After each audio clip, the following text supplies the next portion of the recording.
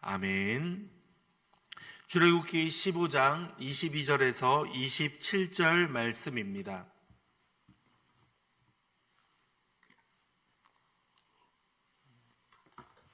출애굽기 15장 22절에서 27절 말씀입니다. 교독합니다. 모세가 홍해에서 이스라엘을 인도하매 그들이 나와서 수르 광야로 들어가서 거기서 사흘 길을 걸었으나 물을 얻지 못하고 마라에 이르렀더니 그곳 물이 있어서 마시지 못하겠으므로 그 이름을 마르라 하였더라. 백성이 모세에게 원망하여 이르되 우리가 무엇을 마실까 하매 모세가 여호와께 부르짖었더니 여호와께서 그에게 한 나무를 가리키시며 그가 물에 던지니 물이 달게 되었더라. 거기서 여호와께서 그들을 위하여 법도와 율례를 정하시고 그들을 시험하실세 이르시되 너희가 너희 하나님 나 여호와의 말을 들어 순종하고 내가 보기에 의를 행하며 내 계명에 귀를 기울이며 내 모든 규례를 지키면 내가 애굽 사람에게 내린 모든 질병 중 하나도 너희에게 내리지 아니하리니 나는 너희를 치료하는 여호와임이라. 그들이 엘림에 이르니 거기에 물샘 12과 종려나무 70그루가 있는지라. 거기서 그들이 그 물 곁에 장막을 치니라. 아멘. 성경에서는 하나님께서 자신의 이름과 성품을 나타내시는 장면들이 있습니다. 이와 함께 하나님의 은혜를 경험한 사람들이 하나님의 이름을 고백하는 장면들도 있습니다. 출애굽기에는 이러한 표현이 총 4차례 등장합니다. 처음은 출애굽기 3장 14절이었습니다. 하나님이 모세에게 이르시되 나는 스스로 있는 자이니라. 또 이르시되 너는 이스라엘 자손에게 이같이 이르기를 스스로 있는 자가 나를 너희에게 보내셨다 하라. 하나님께서는 불타는 떨기나무를 통하여서 모세에게 말씀하십니다. 나는 스스로 있는 자다라고 말입니다. 스스로 불타지만 죄로 변하지 않는 나무를 통해서 하나님께서는 자신의 전능하심을 보여주십니다. 이를 통해 하나님께서는 앞으로 모세와 함께할 것이고 이스라엘 백성들 역시 애굽의 손에서 구출하시겠다라는 약속을 하십니다. 두 번째 말씀이 바로 오늘 보는 치료하시는 여호와입니다. 세 번째 나오는 말씀은 바로 여호와 니시입니다. 아말렉과의 전투에서 있었던 일이죠. 르비딤에서 아말렉과 전쟁이 일어나고 이때 모세가 손을 들면 이스라엘이 이기고 그 손이 내려가면 아말렉이 이기는 장면이 반복됩니다. 팔을 계속 들 수 없었던 모세가 점점 지쳐가자 그 양팔을 아론과 훌이 붙잡아주고 해가 지도록 팔이 내려가지 않습니다. 결국 이스라엘은 아말렉과의 전쟁에서 크게 승리합니다. 이를 감사하며 제단을 쌓고 나서 그 이름을 여호와 니시, 바로 여호와는 나의 깃발입니다 라고 고백을 하게 되죠. 이를 통해서 이스라엘의 모든 승리는 하나님의 능력에 의한 것이다 라는 고백을 하게 됩니다. 네 번째 장면은 여호와의 이름이 너희는 거룩하게 하시는 여호와다 라는 장면입니다. 바로 출애굽기 31장에서 시내산에서 모세가 율법을 받은 마지막 부분에 해당하는 장면인데요. 너는 이스라엘 자손에게 말하여 이르기를 너희는 나의 안식일을 지키라. 이는 나와 너희 사이에 너희 대대의 표징이니 나는 너희를 거룩하게 하는 여호와인 줄 너희가 알게 하리라. 나는 너희를 거룩하게 하는 여호와, 바로 주의 날에 이 시간을 통하여서 모든 죄를 사해 주시겠다라는 말씀입니다. 우리 역시도 매주 예배를 통해서 우리가 죄로부터 사함을 받고 자유를 누리게 되는 기쁨을 함께 경험하며 함께 나누고 있습니다. 이를 통해서 우리는 거룩한 주의 백성으로 매 순간 거듭남을 확인하는 과정을 거치죠. 얼마나 감사한 일입니까? 예배를 통해서 우리는 하나님의 자녀라는 사실을 깨닫고 함께 자녀답게 살아가겠다라는 결단을 하게 됩니다.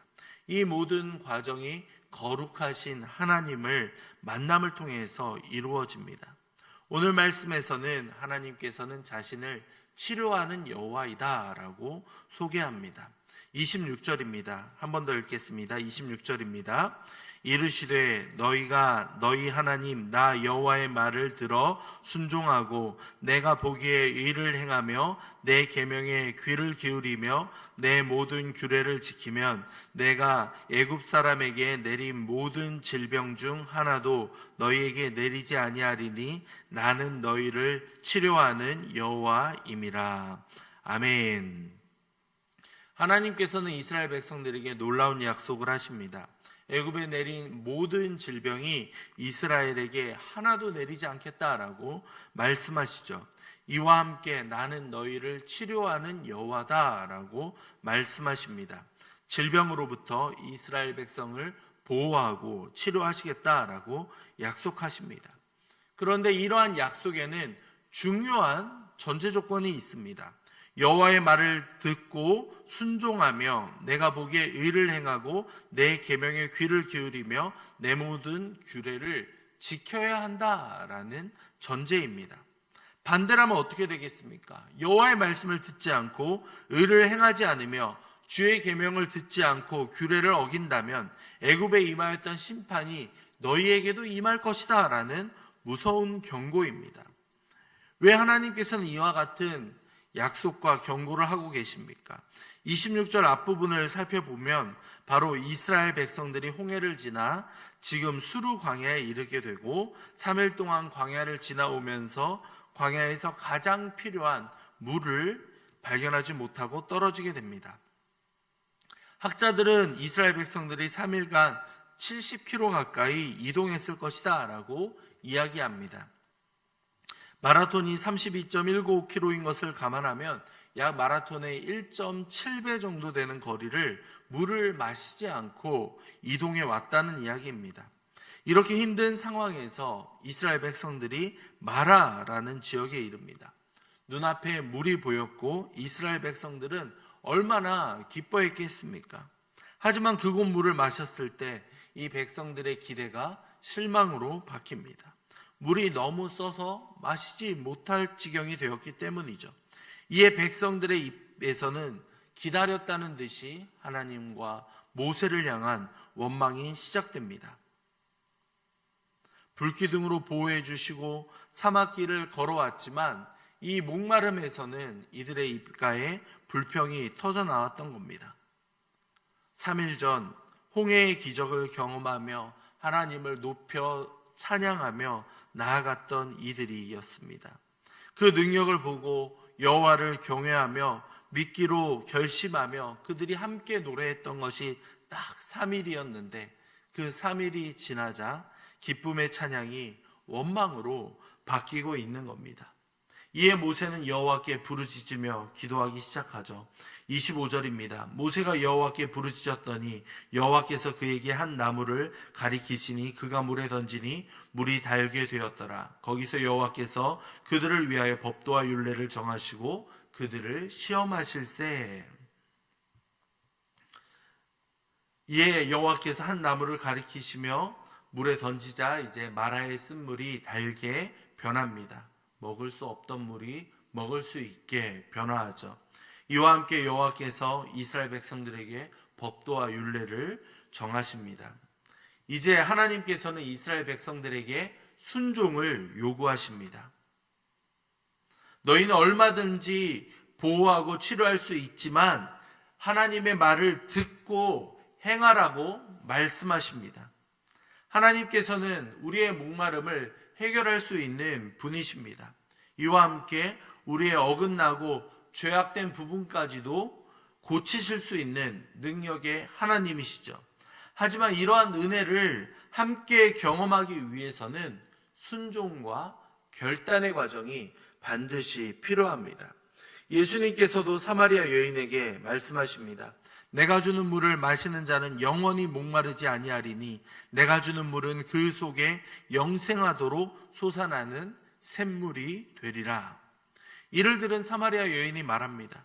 그런 물을 내게 주어 다시는 목마르지 않고 또 여기 물 기르러 오지 않게 해달라고 말이죠.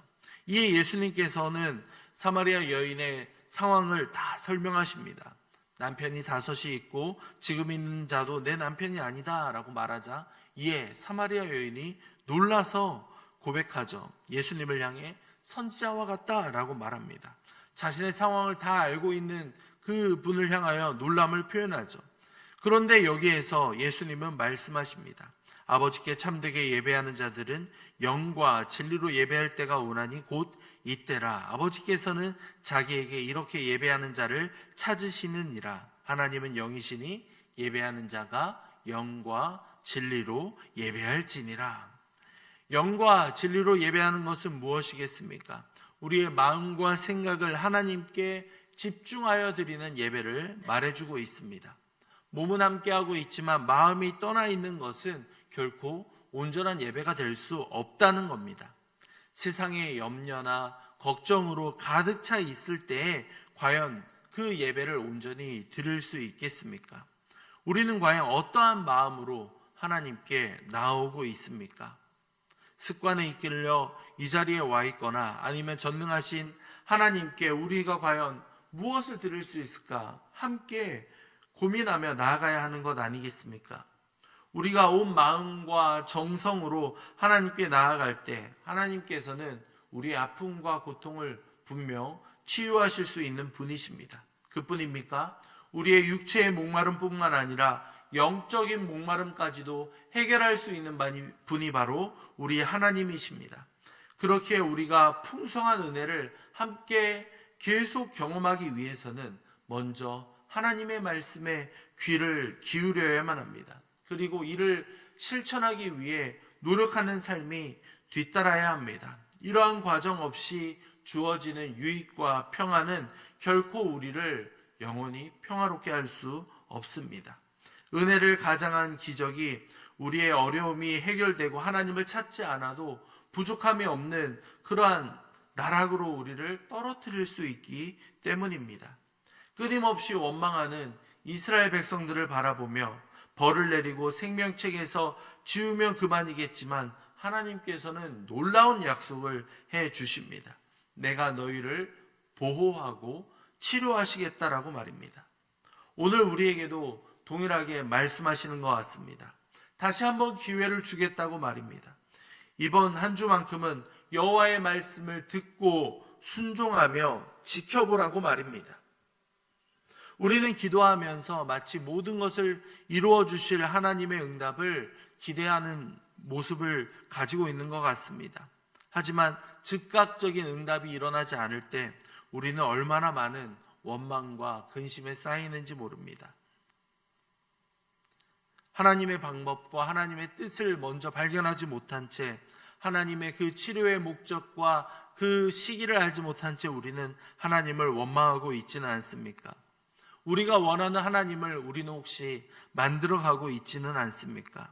하나님의 명령을 잊은 채 만약 우리가 원망과 그리고 우리가 필요할 때만 하나님을 찾고 있었다면 속히 그 마음을 돌이키시기 바랍니다. 그리고 하나님이 원하시는 방법과 하나님의 뜻을 먼저 구하며 나아갈 수 있는 우리 모두가 될 수 있기를 간절히 소망합니다. 이 시간 말씀을 생각하며 함께 기도할 때 아버지여 하나님의 말씀에 먼저 귀를 기울이기 원합니다. 하나님의 뜻에 순종하며 나아갈 때 우리의 마음과 생각을 치료해 주시옵소서. 하나님의 뜻대로 우리를 변화시켜 주시옵소서. 함께 기도하도록 하겠습니다.